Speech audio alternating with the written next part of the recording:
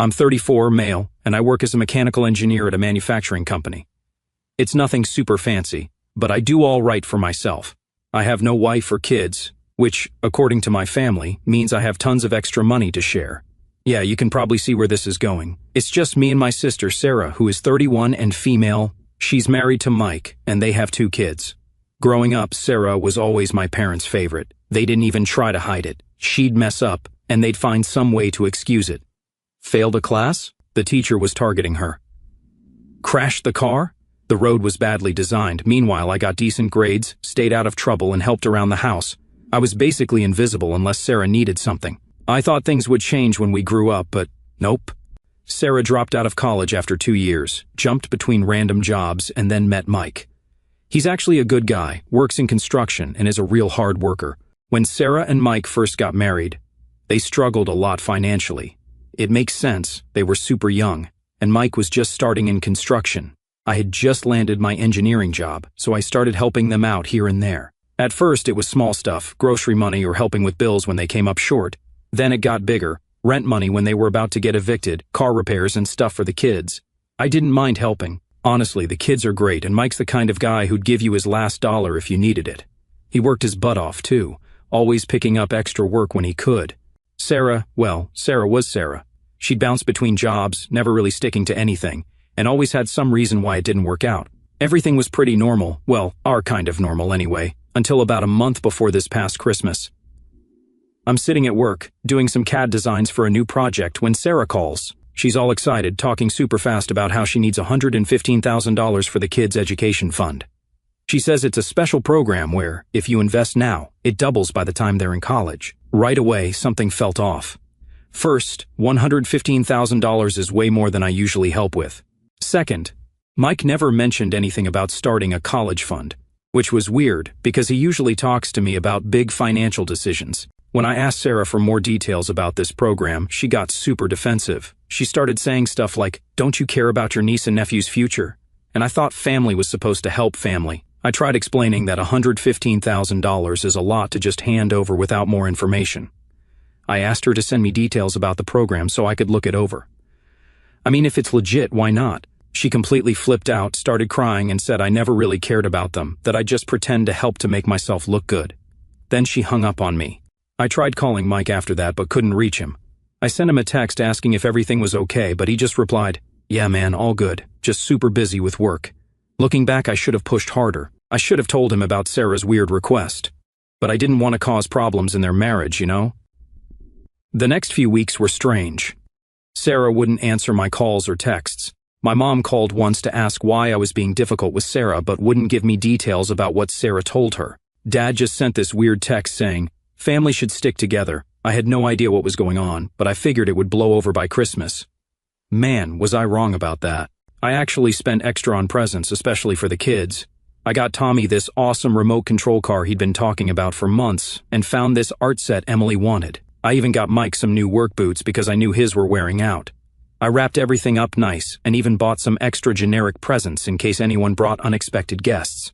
I remember driving to my parents' house on Christmas, thinking about how excited the kids would be opening their presents. So, there I was, standing on my parents' front porch on Christmas morning.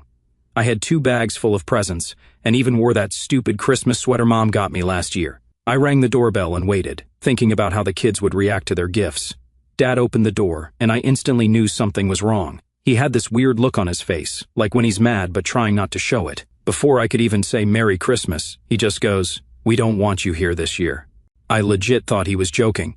My dad makes bad dad jokes all the time, so I started laughing. That's when Sarah appeared behind him and said, "This is no place for losers. You're really starting to wear on all of us." I'm not even kidding, those were her exact words. My own sister, who I've helped support for years, called me a loser right to my face on Christmas morning. Mom was there too, standing in the background pretending to fix some Christmas decorations or whatever. She wouldn't even look at me. You know what's funny? She was wearing the necklace I got her for her birthday last year, the one Sarah told everyone she bought, even though I have the receipt saved because it was expensive, and I needed it for insurance. I just stood there like an idiot for a minute, still holding these bags of presents. My brain couldn't process what was happening. Like, was this really happening on Christmas? The worst part wasn't even Sarah's smug face or Dad's angry one. It was seeing Mike through the window, sitting on the couch, looking totally exhausted. The guy looked like he hadn't slept in days. The kids were somewhere inside. I could hear them playing and laughing. No idea their uncle was getting kicked out of Christmas. I wish I could say I made some epic speech or stood up for myself, but honestly, I just said, fine, if that's how you feel, and walked back to my car. I put the presents in the trunk, still wrapped. They're still sitting in my spare room, actually. But then I got mad, like really mad. Not the yelling kind of mad, but that cold kind where your brain gets super clear. I decided I wasn't leaving without knowing what the hell was going on. So, I went back. I didn't even knock this time, I just walked in. Sarah was lounging on the couch, scrolling through her phone like nothing happened. Mom was in the kitchen, probably stress baking, her solution to everything. Dad was trying to help Tommy set up some toy he got. I asked straight up, "What's going on? Why am I suddenly not welcome at Christmas?" Sarah didn't even look up from her phone. She just goes, "You really don't get it, do you, after what you did?"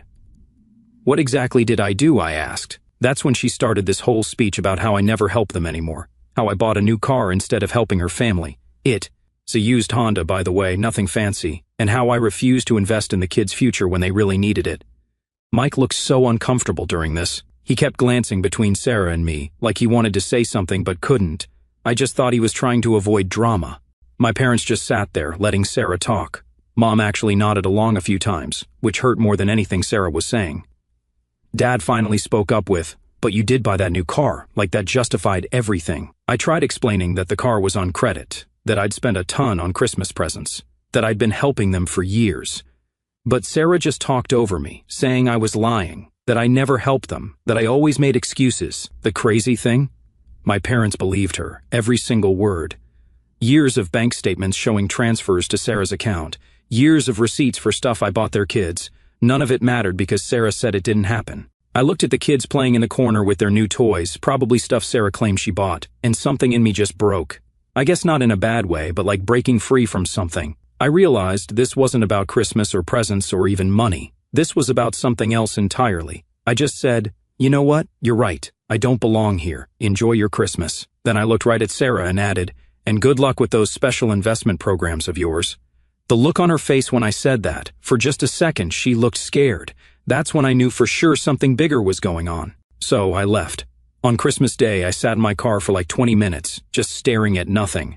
You know when something happens, and your brain just keeps replaying it over and over? Yeah, that. I kept thinking about Mike's tired face, Sarah's smug expression, my mom not even looking at me. My phone kept buzzing. Turned out my cousin Jenny was trying to reach me. She was supposed to come to Christmas dinner and wanted to know if I was still going. I texted back, "Don't bother, I'm not welcome this year." She called right away, wanting to know what happened, but I wasn't ready to talk about it. I drove home and spent the rest of Christmas Day doing what any 34-year-old engineer does when his family kicks him out. I opened up Excel. Yeah, laugh all you want, but I needed to see everything laid out. I started going through my bank statements from the past few years, making a spreadsheet of every time I helped Sarah and Mike. The numbers were insane, like actually insane. Over the past 3 years alone, $4,800 for emergency rent when they were about to get evicted, $2,300 for car repairs, $3,500 for Tommy's dental work, around $6,000 in smaller stuff like groceries, bills, and school supplies, and $2,000 for Emily's special therapy sessions. I still don't know if those were real. That's not even counting all the presents, clothes, and random stuff I bought for the kids directly, or the money I gave them in cash when Sarah said they needed it right away. The more I added up, the angrier I got. Not because of the money itself. I mean, yeah, it's a lot, but I make good money and I love those kids. It was about Sarah telling everyone I never helped them, about my parents believing her, about Mike working doubles at his construction job while Sarah was asking me for $115,000 for some fake investment thing. Then I remembered something weird. A few months back, I ran into Mike at Home Depot. He was buying some tools for work, and I offered to help pay because good tools are expensive. He looked confused and said, "Nah, man, I got it. I know things have been tight for you lately." At the time, I thought he was just being nice, but now I was wondering what Sarah told him about me, about all the money I'd given them. I tried calling Mike, but it went straight to voicemail. I texted him too, "Hey man, we need to talk about what happened today. Call me when you can." He never did. Sarah must have been watching her phone though, because she started texting me right away. "Stop trying to cause problems. You're just jealous because mom and dad love me more. Maybe if you weren't such a selfish jerk, you'd still be welcome at Christmas. The kids don't even miss you. That last one hurt, not going to lie. I didn't respond to any of her texts. Instead, I kept going through my records. I found all the emails where Sarah asked for money, all the transfer receipts, everything. I even had some texts saved where she thanked me for helping. Yeah, I save important texts. Sue me. I'm an engineer. We like documentation. The weird thing was, looking at the dates, Sarah always asked for the biggest amounts of money right after Mike got a raise or picked up extra work, like she knew there'd be more money coming in and wanted to grab it before he saw it. Then I found something that made my stomach turn. Remember that $115,000 she wanted for the kids' education fund? Well, I found an old email from Mike from about 2 years ago, talking about how he'd started a 529 account for both kids. He was so proud about putting away $100 from every paycheck. Sarah knew about those accounts. She knew they already had college funds set up. So what did she want that $115,000 for? That's when my phone lit up with a text from a number I didn't recognize. It was Amy, Mike's sister. All it said was, "You need to know what's really going on. Can we meet?" It was weird how she reached out to me, but I agreed to meet at this little coffee shop near my work. Amy showed up looking seriously stressed. The first thing she says is, "Mike doesn't know I'm here." Then she pulls out this folder and I'm thinking, great, more documentation. My kind of person, to be honest. Turns out Amy works at the bank where Sarah and Mike have their accounts. Yeah, I know what you're thinking. Isn't that confidential information? That's exactly what Amy said. She was really nervous about the whole thing, but said she couldn't stay quiet anymore after what she'd seen. According to Amy, Sarah had been opening separate accounts without Mike's knowledge. Every time I sent them money for emergencies, Sarah would only use a small part for whatever she claimed she needed it for. The rest went straight into these secret accounts. But here's the really messed up part. Sarah had been telling Mike that I stopped helping them years ago, that I got too fancy with my engineering job and forgot about family. Mike was working himself to death with extra shifts because he thought they were on their own. Amy showed me some bank statements. Yeah, probably breaking some rules, but I'm grateful she did. They showed Sarah withdrawing large amounts of cash right after I'd sent money for specific things. Like when I sent $3,500 for Tommy's dental work, only $800 actually went to the dentist. The rest, poof. I asked Amy why she was telling me all this. She started crying right there in the coffee shop and said, "Mike's been working 60 to 70-hour weeks, thinking they're barely making ends meet." Meanwhile, Sarah's secret accounts had over $40,000 in them. $40,000. That's not just emergency money or a shopping fund, that's runaway money. I felt like such an idiot. All those times Sarah needed money for the kids, for bills, for emergencies, I was basically funding her escape plan without knowing it. And poor Mike was working, thinking they were struggling. Then Amy dropped another bomb. Sarah had been asking about moving money internationally. She had been researching countries with weak extradition laws. I had to Google what that meant, basically, places where it's hard to force someone to come back. I must have looked pretty shell-shocked because Amy kept apologizing for telling me. But she said after hearing about Christmas, she couldn't keep quiet anymore. She was worried about Mike and the kids. I asked her why she didn't tell Mike directly. She said she tried hinting at it, but Mike totally trusted Sarah. He would probably think Amy was just trying to cause trouble. That's why she came to me instead. We spent like 2 hours in that coffee shop, going over everything. The more we talked, the more obvious it became Sarah wasn't just stealing from me, she was setting up her escape. That $115,000 she wanted? Probably the final amount she needed to disappear. When I got home that night, I had 3 missed calls from Sarah and a text saying, "Hope you're happy with yourself. Mom's been crying because of you." Classic Sarah, trying to make me feel guilty while she's literally planning to abandon her family. I didn't sleep at all that night. I kept thinking about Mike working those extra shifts, about Tommy and Emily, and how Sarah was planning to just leave them, and how I was funding all that. I kept thinking about my parents, who still weren't talking to me because they believed Sarah's lies. The next morning, I called my company's lawyer. I figured I needed professional advice before doing anything.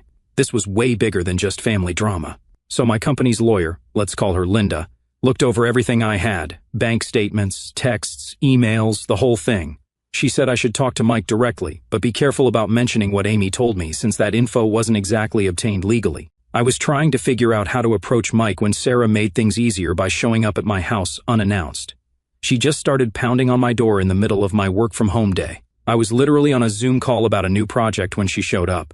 I muted myself, told my CO workers I had a family emergency, and opened the door. Sarah looked totally different from Christmas. Messy hair, no makeup, wearing sweatpants, not her usual put-together self. She barged right in and started going off about how I was ruining everything. She kept saying stuff like, Why couldn't you just help like you always do? And do you know how hard this has been? I just let her rant, figuring maybe she'd slip up and reveal something. She did. Mike's being impossible, she said. He's talking about cutting back his hours because he's tired all the time. I needed that money, and you ruined everything by saying no. That's when I asked her straight up, what money, Sarah? The $115,000 for the kids' education fund that they already have? She froze for a second, just stared at me, then tried to backtrack. That's different. This was for a special program. What program? I asked. Because Mike started 529 accounts for both kids 2 years ago. He told me about it himself. She changed tactics real quick, started weeping, saying she was just trying to do what's best for the family, that I didn't understand how hard things were. I lost it, not going to lie. I said something like, hard for who? Mike's working 70-hour weeks while you're opening secret bank accounts. The look on her face, man, that's when I knew Amy was right about everything. Sarah got real quiet. Then she said something I'll never forget. You don't know what it's like being stuck here. I never wanted any of this. Any of what? I asked. Your husband who works himself to death for you. Your kids who adore you. The brother who's been bankrolling your secret escape fund? She didn't even deny it. She just said, they're better off without me anyway. I pulled out my phone and played the audio recording of our entire conversation. Yeah, I recorded it. Linda advised me to record any interactions with Sarah. I said, you sure about that? Because I bet Mike would be really interested in hearing what you just said. Sarah lost it. She started screaming that I had no right, that I was trying to ruin her life, that she'd tell everyone I was lying. Then she said she'd tell Mike I tried to hit on her if I showed him the recording. I just laughed and told her to go ahead. I had years of proof about the money, the secret accounts, everything. I asked her how she'd explain that to Mike and our parents. She ran out of my house crying, slammed the door so hard my neighbor texted to ask if everything was okay. I sat down at my desk, hands shaking, and sent the recording to the lawyer. She called me right away and said, don't do anything yet, give me 24 hours. Then my phone started blowing up. Sarah had called my parents. Mom left this long voicemail about how I was bullying Sarah, how I'd always been jealous of her, how I was trying to destroy her marriage. Dad just texted, your mother's upset. Fix this, like I was the problem. My lawyer called me the next morning, saying she'd gotten a weird call. Mike had contacted his own lawyer, who then reached out to her. Apparently, he'd found something in their banking stuff that didn't add up and started digging. We set up a meeting at my lawyer's office, just me, her, Mike, and his lawyer. No Sarah. Walking into that meeting was super weird. Mike looked like he'd aged 10 years since Christmas. Before anyone said anything, Mike pulled out a folder and put it on the table. I found these last night, he said. Turned out, Sarah had messed up. She left her email open on their shared computer. Mike found emails about international bank transfers, and one of them mentioned my name. He'd gone through their bank records after that and found, well, everything. All the times I'd sent money that he never knew about, all the withdrawals Sarah made right after, the secret accounts Amy had told me about. I've been killing myself working doubles, Mike said, thinking we were barely making it. Meanwhile, my wife's been hiding money and lying about my own brother-in-law. That's when Linda played the recording from my conversation with Sarah. Mike just sat there, getting paler and paler. When he got to the part where Sarah said, they're better off without me anyway, he put his head in his hands. His lawyer asked me some questions about the money I'd given them. I showed them my spreadsheet. My engineer brain finally came in handy. The total was way bigger than even I'd realized. Mike looked sick when he saw the number. We've been living paycheck to paycheck, he said. I had to take out a loan last year for Tommy's school supplies. Where did all this money go? His lawyer had an answer for that. They'd traced some transfers to accounts in other countries. Sarah had been planning this for years, setting up accounts, researching places to go. She even had a separate email account where she'd been talking to some guy about starting fresh. Yeah, turns out there was another guy, some dude she met online who lived in a country with no extradition treaty with the US. I learned that term from Amy. Mike just sat there for a minute after hearing all this. Then he asked me, why didn't you tell me sooner? I tried explaining how Sarah always made it seem like he knew about the money, how she'd say they discussed it together, how whenever I tried talking to him directly, she'd have some reason why it wasn't a good time. Some brother you are, he said, but not in a mean way. More like he was realizing how much Sarah had played both of us. The lawyers talked about next steps. Mike's guy was already working on divorce papers. Linda was helping document everything for when it went to court. They both said not to confront Sarah yet, let the legal stuff get sorted first. Walking out of that meeting was rough. Mike stopped me in the parking lot.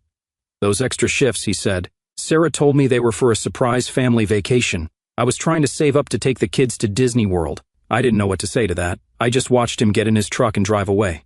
I got home to find like 20 missed calls from Sarah and a bunch of texts from my parents about how I needed to stop causing trouble. They still had no idea what was really going on. But the worst part? A text from Sarah. I know Mike met with you. Don't make me tell everyone what you really did. She was still trying to threaten her way out of it. Still thought she could manipulate everyone, still didn't care who she hurt. That's when I realized my sister was actually gone. The person sending these threats, that wasn't the Sarah I grew up with. Maybe she never was.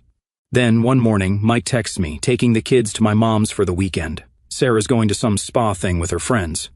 Except Sarah wasn't really going to a spa. Mike knew she was meeting that guy she'd been talking to online. She was planning to check out some property with him. Yeah, right. So, while Sarah was off doing whatever with this dude, Mike packed up everything important, and I mean everything. Documents, kids' stuff, family photos, everything they'd need. His brother and some friends from work helped him move it all to a house he'd been secretly renting. The kids thought they were just going on a fun trip with Dad. Mike told them they were going on an adventure and would be staying somewhere new for a while. They were actually excited about it. I helped too. I took a day off work to help move furniture and stuff. It felt weird being in their house, seeing all the things I'd helped pay for over the years. I found some of the toys I'd bought the kids that Sarah had said they lost. Mike found more stuff while packing, hidden credit cards, a passport we didn't know about, even a burner phone. Sarah had been planning this for way longer than any of us realized. The whole time we were moving, I kept waiting for Sarah to show up and catch us, but she was too busy with her spa weekend to check in. She just sent Mike a few texts about how nice it was to relax for once, and how he wouldn't believe how fancy this place was. We got everything moved in 2 days. Mike even had time to get the kids' rooms set up all nice so it wouldn't feel too scary for them. He hung up their favorite posters, made their beds with their favorite sheets, and put their toys exactly how they like them. The lawyers had everything ready too. Divorce papers, custody filings, everything.